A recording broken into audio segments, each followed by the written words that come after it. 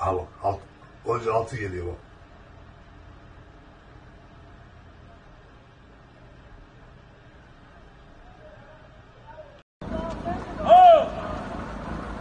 Orada şoför var, şoför, bak şoförü.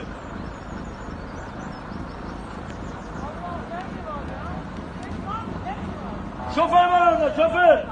Bak orada şoför var bu. Bunun içinde var bir bak böyle.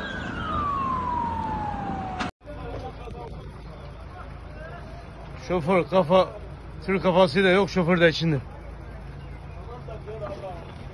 Öyle bir şey olmaz ya.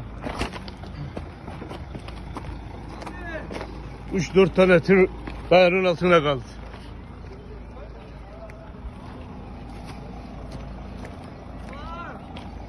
O akşama kadar açılmaz bu yol ya. Tırların önü yok. Uyuyan adamların altında kaldı. Yabancı uyruklu hepsi.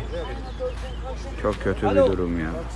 Şu an adam içinde. Ölü var, çocuklar söyle, ben ona geç geleceğim abi, gelemiyorum.